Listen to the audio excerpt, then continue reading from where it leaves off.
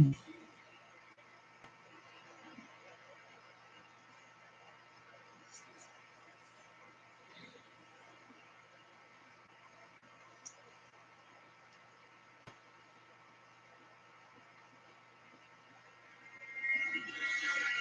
what is up, everybody? This is your boy AJTRIP. Welcome to the rapid reaction of night 2. Nxt Takeover, Stand and Deliver.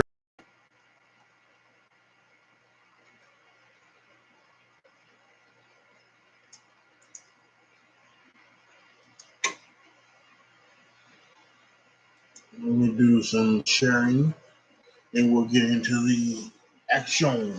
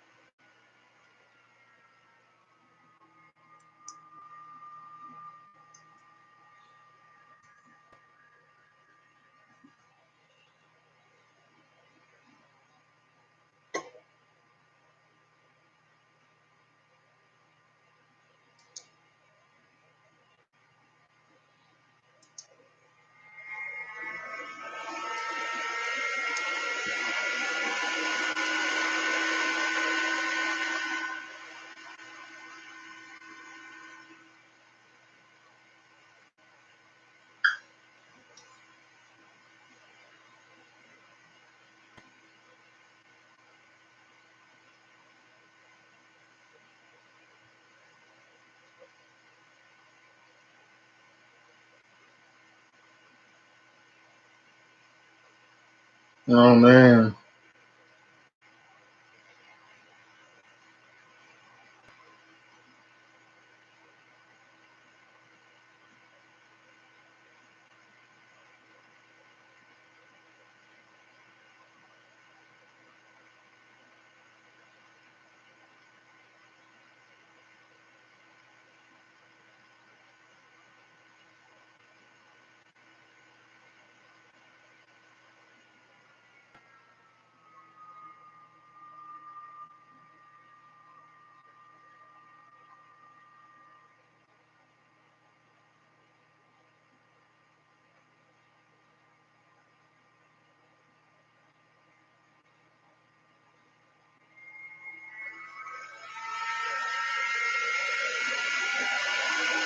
But there are some reports from Twitter. I'm trying to see. There's nothing from any reputable source really. There's a Twitter account called Saint, and it's got it's a check mark, but I don't know. But there's a lot of people with check marks. And they seem to have said that DMX has passed away, and that is a shame. Well, one of the incredible musicians, rappers of my time, DMX, aka Earl Simmons, gone 1970 to 2021. If this is true, my thoughts are with family and friends of DMX, and it was he unfortunately overdosed, and he was coma, and there was some reports that he was still fighting, fighting after his overdose, and it unfortunately did not take advantage, obviously. So it's an unfortunate shame. He was again I think one of the one of the big players in hip hop for a few years there. I remember I would always get his albums. He was one of the guys albums that I would buy. It was Eminem, it was DMX, it was the guys from No Limit mainly. But when we talk about rap, that's who I bought my stuff from. So it's yeah, it's a shame that he is gone with us.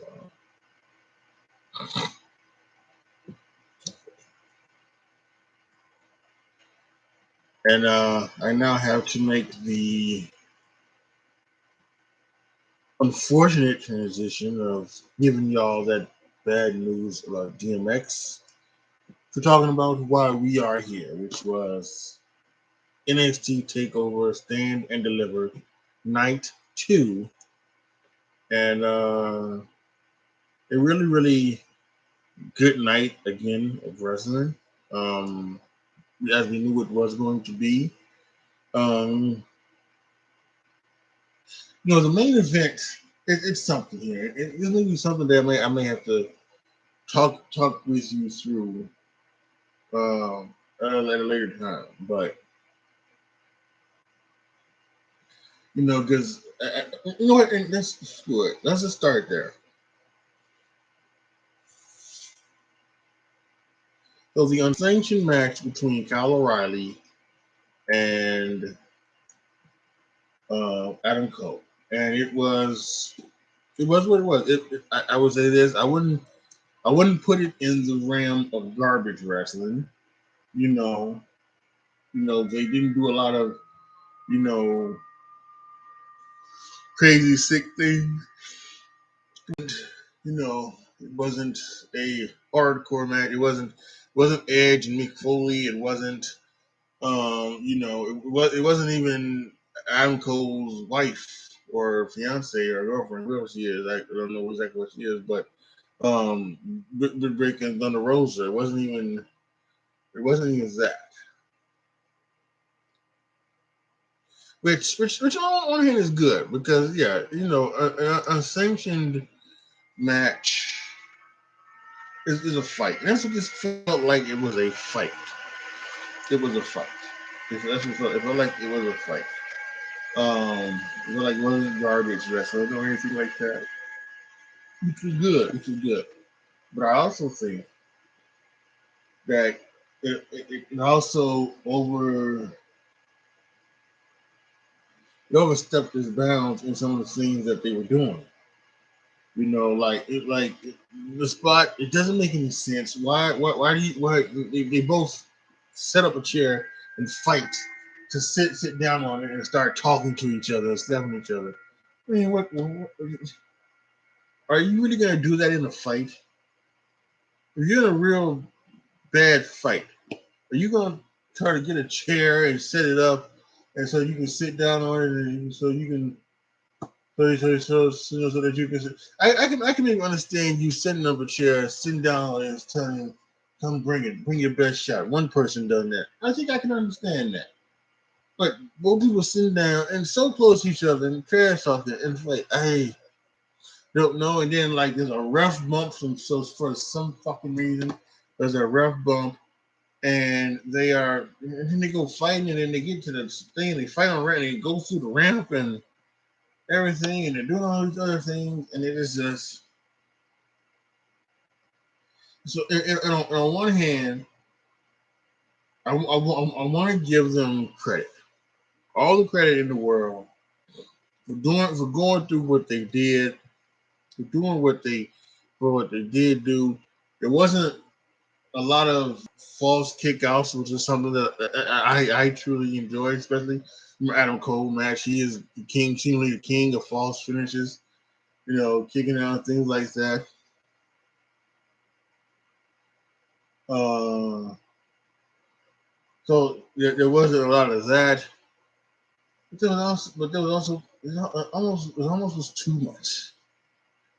You know what I mean? It was too much. Um, I don't know. So there's a part of me that wants to give it 5 stars because You know, it was good. It was entertaining. They went about 40 minutes or maybe more. You know, so yeah, I want to give you guys the credit that they deserve. But also, on the other hand, there was just some things about it that just really didn't need to be in it. You could have cut it, and the fact that you did go 40 minutes, but you could have probably took 10 minutes off of that. You know, you could have cut 10 minutes off of that, and what you did the last 2 minutes, you could have did with 10 minutes earlier, and it still would have been good. So I don't know. I have it as 5 stars, but I'm not sure if I really want to really give it 5 stars, because maybe more likely a 4.5 star match. You know, um, that's what it is. More than likely, it is more than likely a 4.5 star match. So, um, yeah, I'm so confused. I really am. I need to make my decision soon. So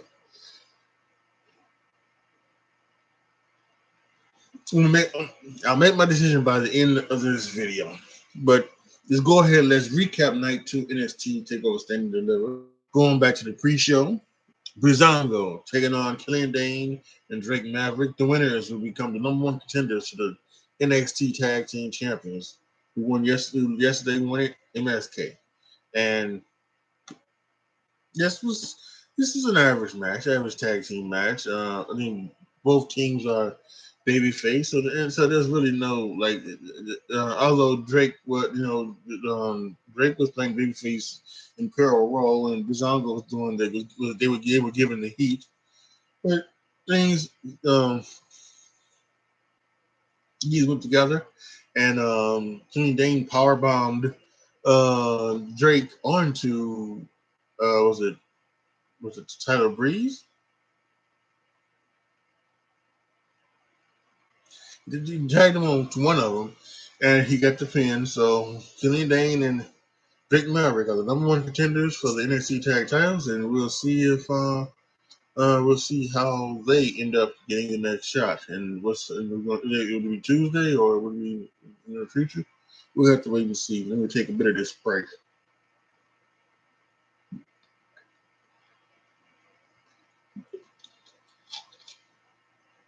You know, to do this real quick too.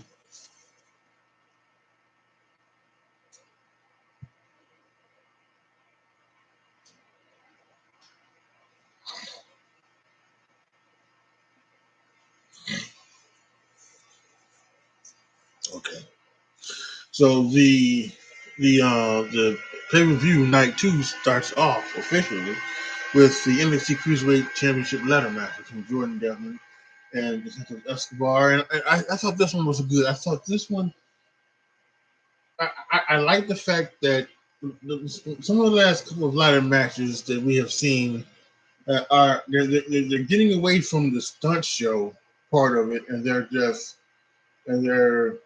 having a wrestling match that just happen to have ladders in it. And I think that's the best way to go. I think leave the stunt shows for the really, really, truly special occasions. Um, like you don't need to have a ladder, set it up, and head in the ring, and then come back to it for a later time. I don't think save that for what I guess what they're supposed to be, which is like the Money in the Bank, the multi-player ladder matches and things like that, and multi-team TLC matches, something like that. Yeah, this was just a wrestling match with a ladder. I liked it. Um, Story of how Jordan Devlin wouldn't quit. Which I thought was interesting. Even got Legado del Fasma to run in, and even after they run in and they beat him up, he still wouldn't quit. And finally, he fell off. It was gonna push him off a ladder. At one point, there was one spot when they had two ladders set up, and the referees went in there and held the ladder steady so that Jordan Devlin could do a Spanish fly off of with center of the sword off the ladder. I just that that kind of kills the buzz for me. Now, who knows? Maybe I'll go back and I'll look at TLC2 and I'll see that there's a referee holding the ladder that Edge is on as he spears Jeff Hardy. Maybe I might go go back and see that. I never noticed it. But yeah, the fact that I noticed it was unfortunate. So at least for me. But yeah, and he Santos Escobar won. He is not down to speech. NXT champion, and as he calls himself the Emperor of Lucha Libre, and he had his son out there, to win everything. So yeah, it was fantastic match, fantastic way to start it off. 4.25 star. I thought it was really, really good. Next was the women's tag match between Moon and Blackheart against the Way. And listen, I've mentioned this time and time again. I'm just not. I'm not a fan of Ember Moon. Not a fan of Shotzi Blackheart. I just ain't. I haven't seen a lot of Indy Hartwell really when it comes to the ring. She's a tall girl, kind of kind of built.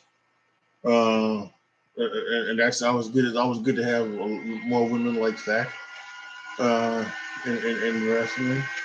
So yeah, I just yeah. The match is okay. And actually, as I look at my Nxt Tag Team match, it was not. The match was not better than the Brizongo match. I wrote down here 3.25. It was 2.5 star. It was 2.5 star. Ember Moon, Chelsea Blackheart retained.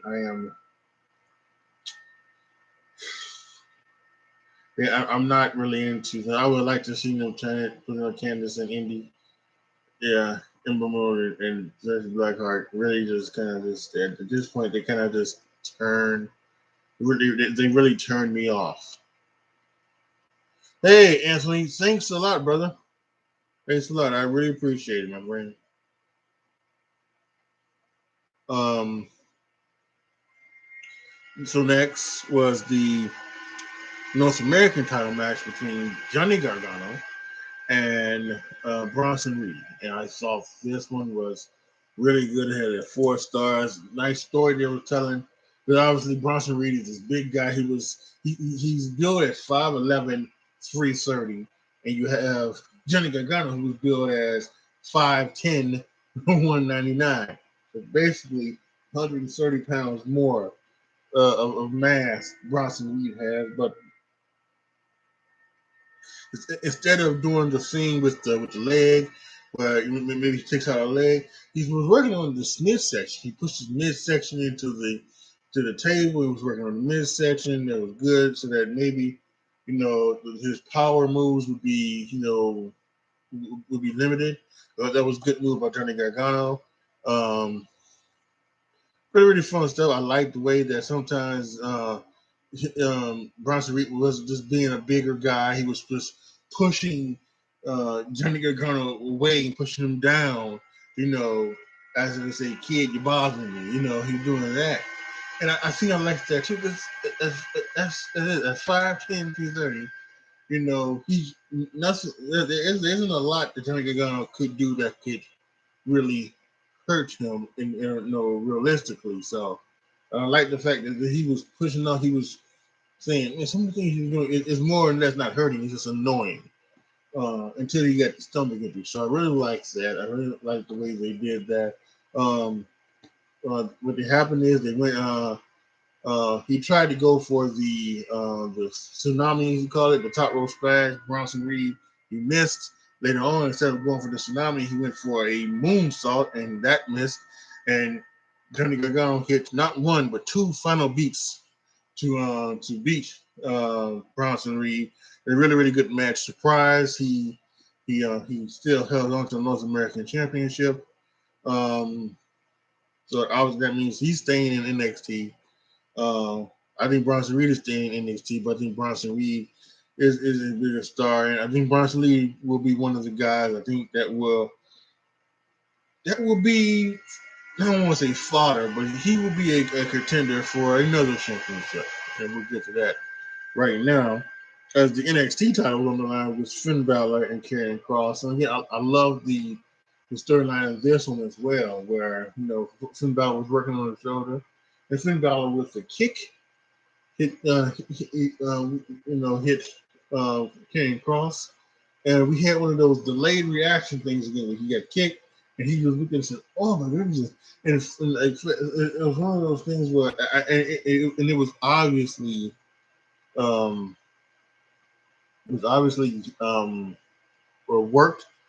But man, you thought for a second that Karrion Kross sold it as if it was actually a really truly accident, a painful hit. So like that, um, really good. Finn Balor not afraid. Karrion Kross slapping him, doing some things. He kept putting him, working on the side. When he actually did kick him, putting in some abdominal stretches. He had one. Again, we're talking about Karrion Kross is 6'4", Finn Balor is 5'11", but he put him in kneeling abdominal stretches, and then he had one where he rolled him to the floor put him on the ground, abdominal stretch. I like that.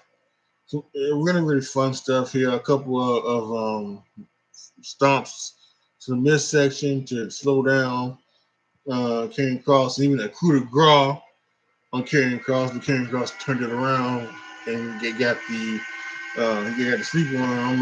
I don't necessarily know if it was the actual straight jacket, but he got the sleeper on. A couple of Doomsday Saino suplexes that we had, and he beat Finn Balor to just right in the back of the neck and head area, and he was running all around the ring, and finally one forearm right to the upper back, lower neck area, put Finn Balor down for the count. 1, 2, 3. We have a new NXT champion. It is Karrion Kross for the second time, regaining what he did not lose, that he had to give up. And so it is going to be fun to see what Karrion Kross can do with this. And I like to see him be good at this. He is someone that I think could work well on the main roster as well. And I think he is someone that doesn't need a lot of time in NXT. I think to be honest with you, what I may possibly do is that I may do the Kevin Owens thing with Karrion Kross. At some point, it may be around June or July. I just may have Karrion Kross debut on Raw or SmackDown and have him, challenge somebody, and then at the SummerSlam Takeover, have him lose the NXT title. Because I think he got a great look. His girl, Chicago girl Scarlett, is incredible as well.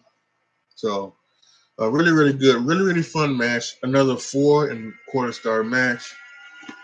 That was really, really fun. And of course, we talked about the final match, the Ascension match, and what that was, torn. And I actually think I was thinking about it.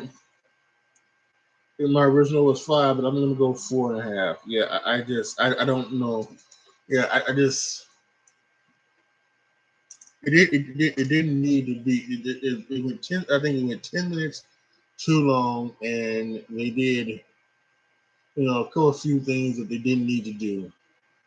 And who knows? And maybe maybe by cutting it down on 10 minutes and taking out some of that stuff, maybe it would have been a 5-star match. So who knows? But I'm gonna give it 4.5, and we're just gonna go with it like that. So let's go ahead and let's take a look at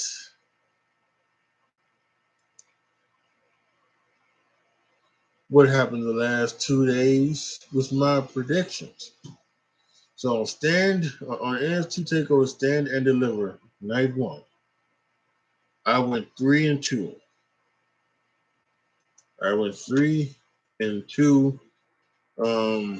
by having Raquel Gonzalez, Walter and Pete Dunne win, and I lost the other two people, young veterans, and Don Dixon Loomis. And Stand and Deliver night 2, I had Karrion Kross, I had Kyle O'Reilly, I had Bronson Reed, Jordan Devlin, and Shasha Blackheart. I went another 3-2.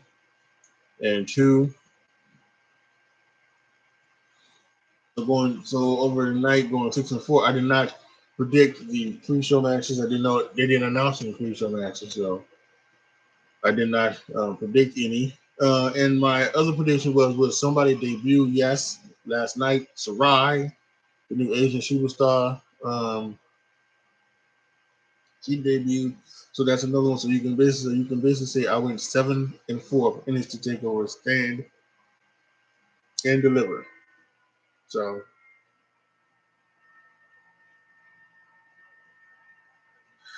yeah, it's okay. It's okay.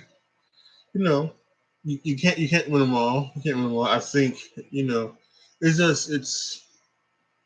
I mean, you just never know. You just never know what the way they're thinking and things like that. And listen, I had a fantastic run last year in 2020, going 88-33, and but I had a couple bad ones. At a 2-4 Nxt Takeover in your house, at a 2-3 Extreme Rules, at a 3-3 Clash of Champions.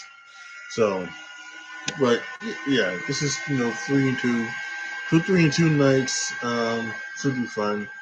We'll see what happens with my WrestleMania predictions, which, by the way, happens tomorrow. You can make sure, for those of you, especially our new friend Anthony, click that notification bell because um, you'll get notified when I put out my WrestleMania predictions video tomorrow. The 100th episode of That Shoot. How about that? 100 episodes of That Shoot. I know that's gonna be fun. That's gonna be good. And yeah, we're gonna do the WrestleMania predictions and for night 1 and for night 2.